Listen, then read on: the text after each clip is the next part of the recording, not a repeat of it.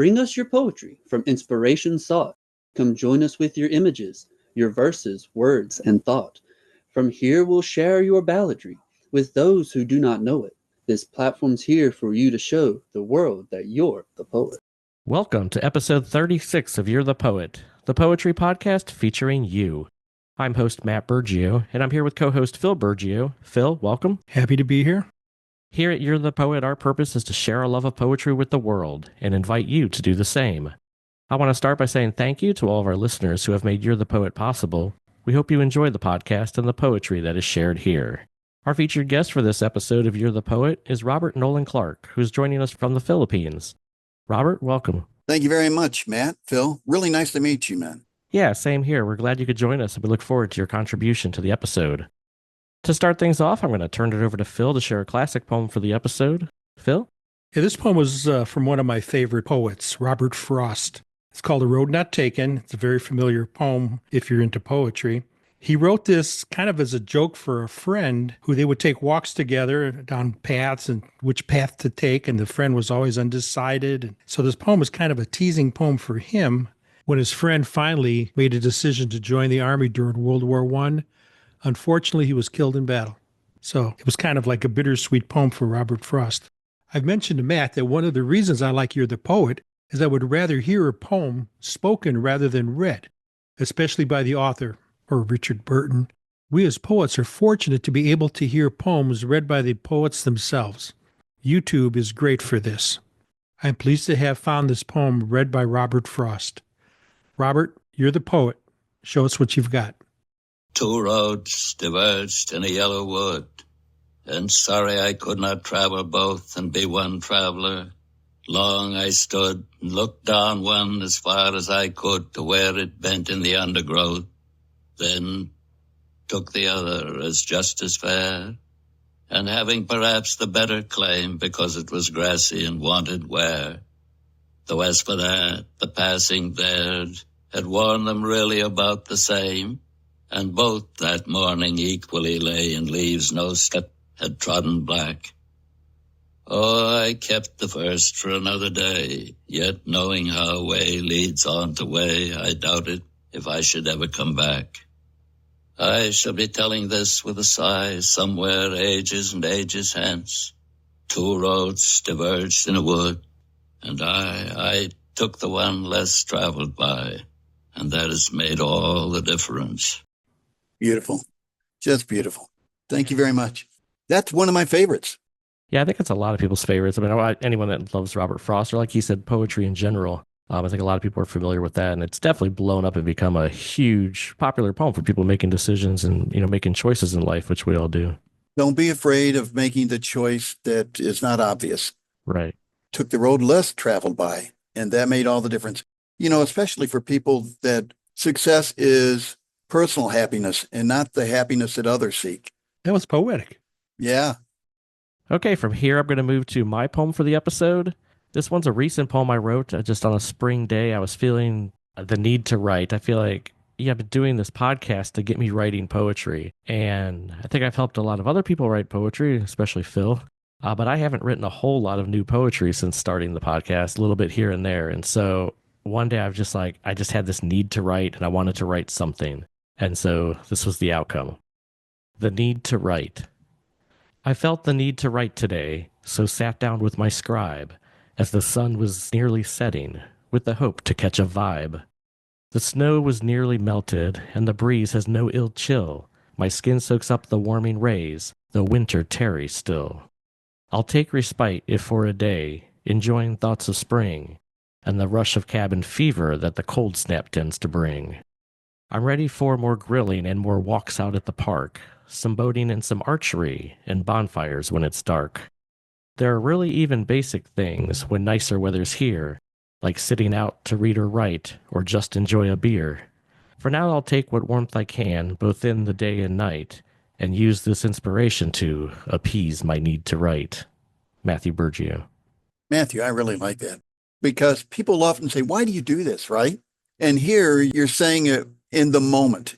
In the moment, this is what my motivation is. It's not for all my life, every day that I write, this is how I feel. But in the moment, living in the moment. This is my inspiration. Because isn't that what a lot of inspirations are, in the moment? You're not expecting it. You start dwelling on something, and then all of a sudden, you know what?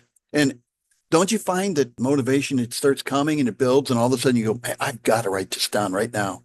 Oh, yeah. We've talked about that a lot on this podcast. Yeah, I'm sure. Yeah, and that one was definitely in the moment. I was just like, I've got to write something. I just went outside drinking a beer and took my Kindle Scribe and just sat down and wrote this poem in the moment. You know what? I want to share this with you. I know it's not part of the cast, but why I write poems, 4 lines. When words beg me to wake up, a poem spills from my heart's full cup. Restless dreams press to be real. Push my pen. Express what I feel. That's why I write poems. I just like something motivates me and I just have to stop what I'm doing and start scribbling. And maybe I'll return later, but if I forget those words, like if you don't tell someone your dream, you'll forget the dream. You won't be able to tell them what it was. Right. So as soon as I get that, I write it down and then I may revisit it. Oh, yeah. I may not. I do that a lot where I have a bunch of ideas or one-liners or intro lines that I've written about poems. Uh-huh. I have that problem laying in bed, and just before you doze off, something will come to you. And if you don't write it down, when you wake up in the morning, it's gone. Right. No, there is no morning. You do it. What was I thinking? Yeah. Yeah, totally. Just like a dream. All right, from here, we're going to turn it back over to Phil to share his poem for the episode. Phil? Okay, this is a poem I wrote in 1980. Wow. Yeah. Just yesterday, right? There's no really title. It's garden poem. Touch the earth and you touch us. Touch the earth and you touch our soul. The earth yields strength for the spirit and the bone and thoughts of miracles and of God. I kneel not in submission. I kneel in a prayer of sort to coax life from earth's sweet bosom. From a dried obscure seed, a spark of life, sun, water, the hand of God. A bounty springs forth from rainbow-hued bloom to food for life. Nourishment for the body, nourishment for the soul. I kneel not in submission. I kneel in a prayer. Philip Burgio. All right, thank you. Beautiful. It's a spiritually motivated poem. It's earthy and yet it's spiritual, all in the same breath. Melding of both types of thinking and feeling. Really beautiful.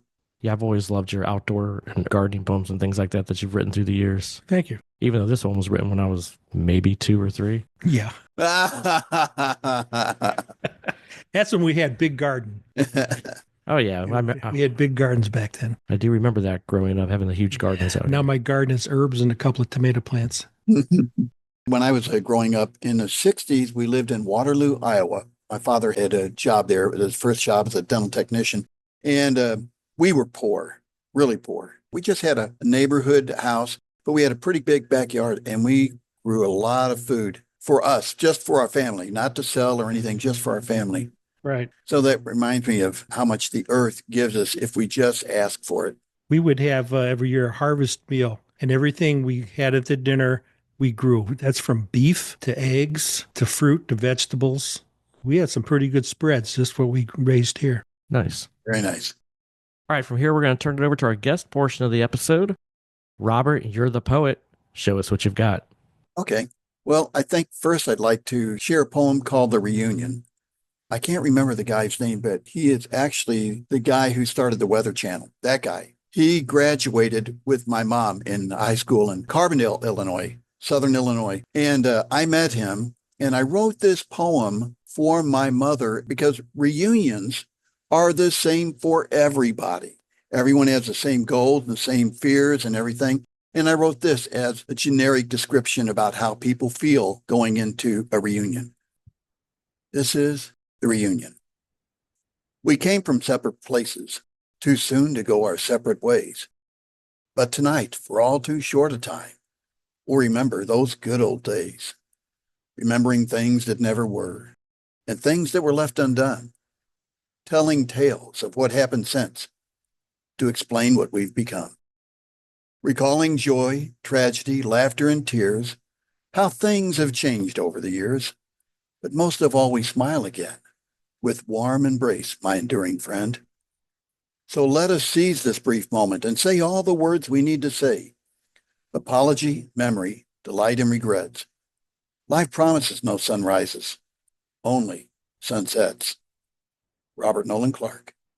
All right, thank you for sharing. I really like that. Not even just school reunions and things, but just, anytime I get together with old friends, that's what it feels like. That's right. It's the same thing, same feeling, whether it's a big reunion, a class or a business, family, or it's just some friends having a drink, just recalling old times. Yeah, it's going to end too soon, but you want to explain what happened to you. And, one of the lines in there that really makes sense to me, remembering things that never were and things that were left undone. Maybe you've got things you need to say that you never said back when you could have. Right. You held them. And now you're saying what was really going on behind the scene, underneath everything. Okay, Robert, you got another one for us? I do. This next one is one I wrote when my mother died, and people think it's a romantic poem. But when you love someone, the feeling is the same, about when you have to part ways, probably forever, whether it's lovers or, in my case, my mother. But many people think this is about a love, and it was a love, but not a romantic love. It's called Another Memory to Keep. In a while, we must go our separate ways, for a fork in the road is upon us this day. So just one more kiss before you go, the tenderness of your lips once more to know. Please let me hear the laughter of your voice. Soon comes the time when we have no choice. Just once more, the caress of your fingers, your touch so sweet, I'm longing to linger. Please, love, come closer for one more embrace. The warmth of your breath upon my face. Just once more your smile before you leave. This vision of happiness is just what I need. Then may we recall each night as we sleep, until yet another memory we make to keep. Robert Nolan Clark. All right, thank you. That's very touching. Yeah, I agree. I've wrote a couple of poems like that for my departed wife. Right. We get that. Those tragic feelings that we have are such a strong motivator to let your emotions drive your pen. Right. We get the best of ourselves in those situations in terms of being able to express ourselves. Something about the hormones or the chemicals in our body, they activate the brain, I'm sure, because I've heard this, just like you just said, for your late wife, that grief, it has a driving effect on people in general to say things that they may not have been able to express in a normal situation. But anyway, I digress. Sorry. Yeah, I understand what you're saying there, and I lost my mother a few years ago, so I can relate to that. And I have not been able to write any poetry on that front yet, and I'm hoping this year I'll be able to. I just always never know what to say or You're going to make me cry. how to say it, even though I do have some leads and some ideas and things I want to say. I just haven't been able to put that pen to paper and express it yet. Matthew, maybe that is the theme of your poem. Maybe. Yeah. I don't know what to say. You're going to sleep. It's damaged my brain. I can't express. I don't know, but Yeah. because I'm sure that you're not alone. Oh, yeah. Millions and millions of people have that same thing, and we all react differently.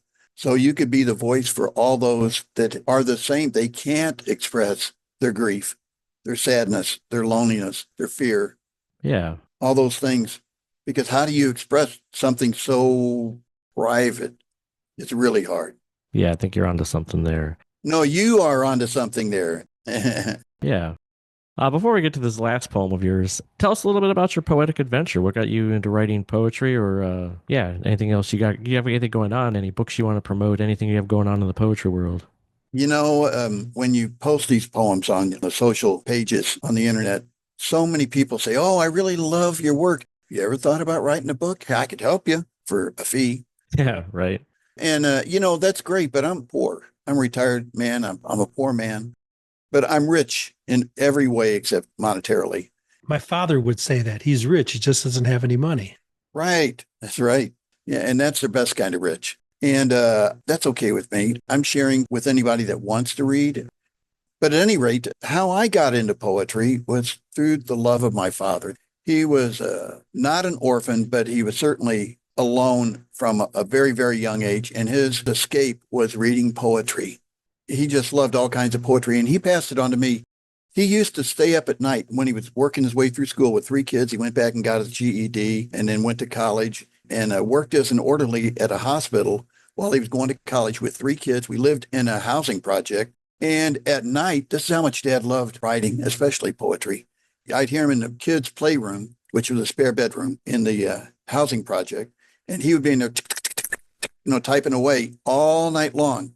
And he would come home from the hospital and he would start typing. And you're, where he'd rip it out, throw it in the trash, And back then, that's how you did your creative stuff. I miss those sounds of the old typewriters. Yeah. And he wrote Tiger Jake. And before he passed away, I told him I would try to make a song out of it. Because I have some famous musician friends, but the kind that I have, they only want to do their original stuff, not somebody else's. So with that in mind, they wouldn't agree to do Tiger Jake. So because I was a professional actor, a SAG actor, I decided to write, produce, and direct the Ballad of Tiger Jake to fulfill the promise I made to my father.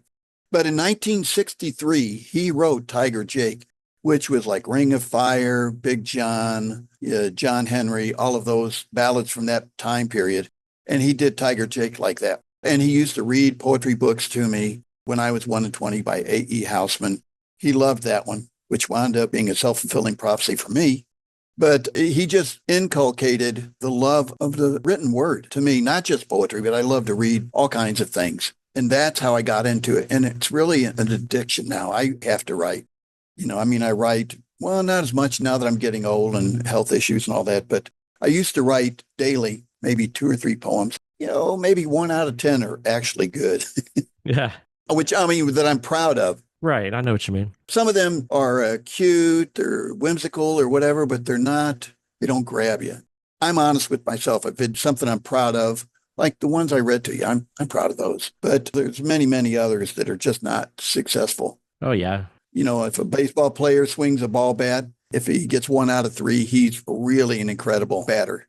Oh, yeah. And I think all of us as poets understand that. There's a lot of my poems where I'm like, yeah, some of these just aren't that great, Right. Depending on what they're written about, when they're written, how much time I spent focused on them. And then there's some I'm really proud of.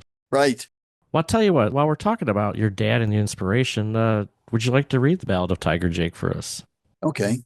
I could almost do it by memory, but I don't want to make any mistakes because I have this wonderful format here to share with everyone. The Ballad of Tiger Jake by Nolan Clark Jr. It was in the ring Jake made his fame. While smashing heads, he earned the name Tiger Jake. Yes, he's mean, make no mistake. He's an ornery, sneaking kind of snake. Not fighting fair, but always foul. Like a hungry tiger on the prowl. Tiger Jake. With evil hands, you've wrecked men's lives. Shattered nerves, broken bones, put out eyes, and even once killed a helpless foe. But now your time has come to pass, for this unholy cause can't last. To me, your name is just plain Jake. Gory deeds won't make me shake, Tiger Jake. When I get through with you, my friend, your face will wear a toothless grin. Your eyes will glisten with a tear. And for the first time, you'll know fear, as did my dad that bygone night when gallant blood spilled out upon the mat. Tiger Jake died that day, and straight to hell he went his way. But now that he's gone, you'll hear some folks say, Jake weren't so bad. It was just his way. Tiger Jake. Nolan Clark Jr. All right. Thank you for sharing. Thank you. I appreciate the opportunity. Now, got a question. Was your father or grandfather a fighter? Is this based on a story? He was. Okay. I used to think he was a prize fighter, like Sugar Ray Robinson or Jake LaMotta or any of those. Yeah. But actually, the truth is he was a professional fighter, and they used to call him stables. It was a group of people that worked out together, and he was a professional sparring partner. He did have these 4-rounders that he did, but he was no big-time fighter, and he went in there and, made his salary, which was nothing, to get beat up by the professionals, and he fought with some really good people. He just beat them up really good. And he represented, but he couldn't stay with them. He was just cannon fodder. And I tell you what, I say to all of our listeners, we'll definitely share a link to the video of this. If you really want to hear Robert reading a good interpretation of this, watch his video, The Ballad of Tiger Jake, where he narrates, and I believe you play Tiger Jake as well, right? I did, yes. I worked out for quite a while to get in shape to play a fighter. You did a great job with that. I was really impressed with the video, and it really brings your father's poem to life. Thank you so much. So we will share a link with that, and please, listeners, check that out. That is so kind of you. I really appreciate that. I did not expect that. That's really a very kind thing. I can't thank you enough. It's wonderful. We're here to promote poets. Robert, you got another one for us? Yes. Actually, this is one, if I can tell you how I came to write this. I decided after a divorce in 95, I didn't know what to do with my time. So I went to college to take some acting classes. I thought it would be a great emotional, mental diversion. And the instructor said, you know what? You've got some skills. You've got some chops. You should maybe do some local commercials.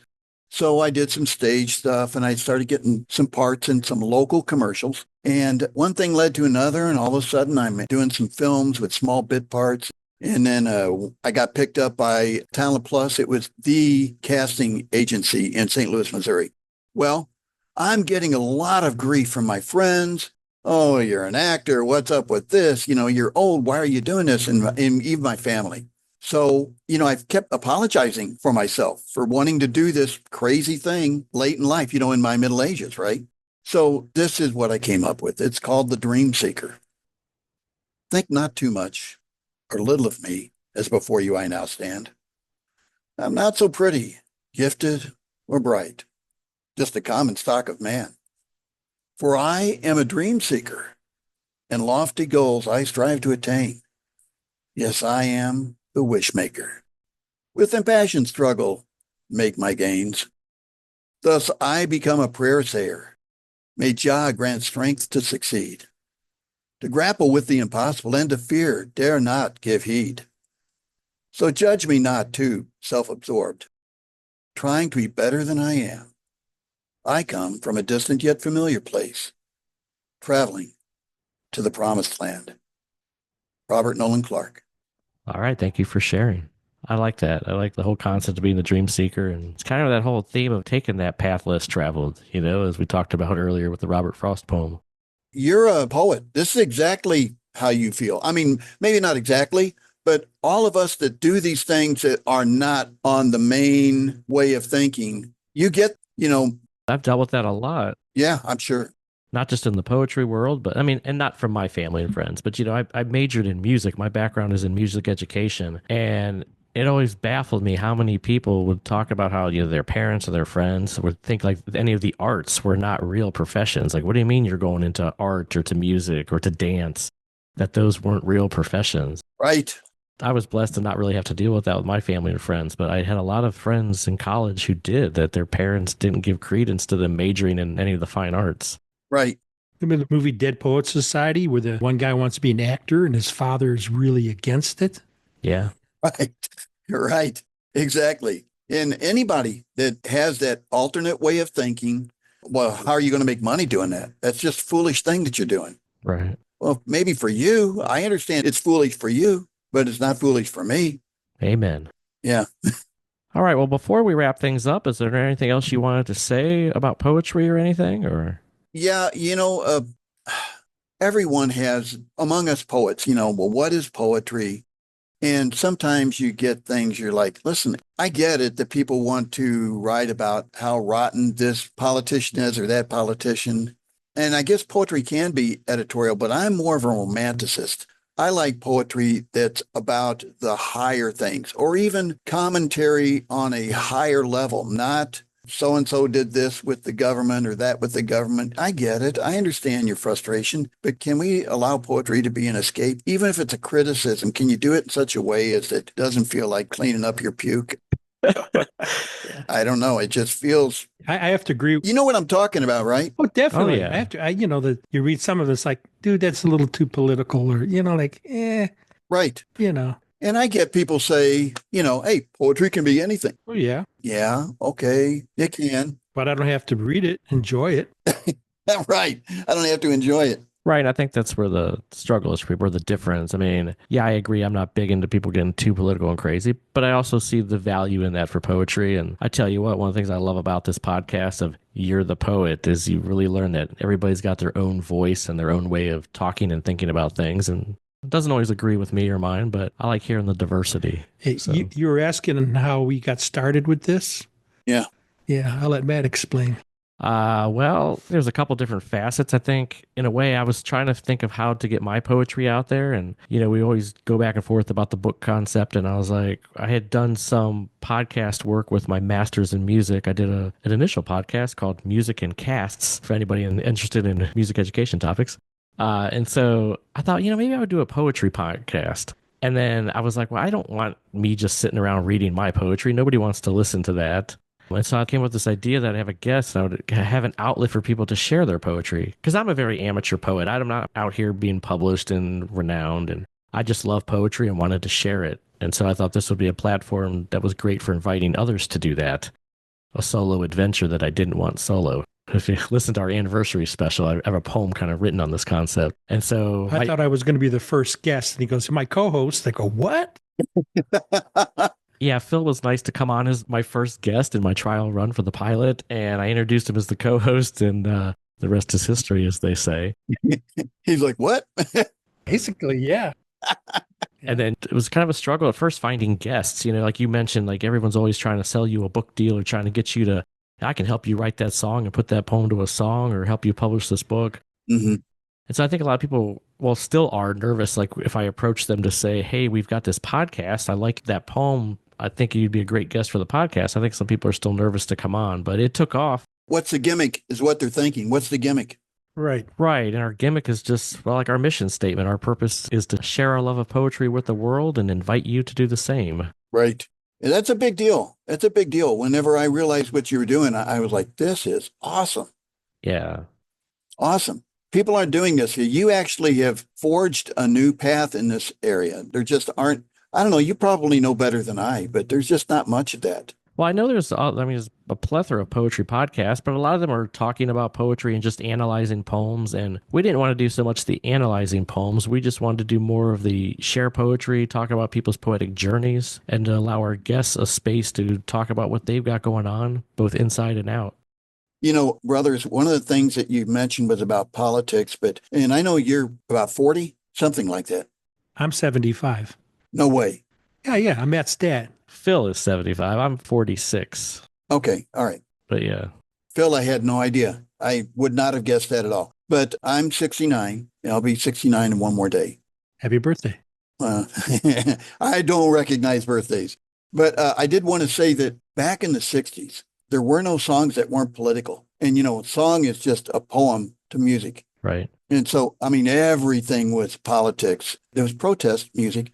But it was just beautiful. Really touching. Some of the stuff, For Dead in Ohio. Just so many songs. Oh, yeah. That song really touches me because I was there that day.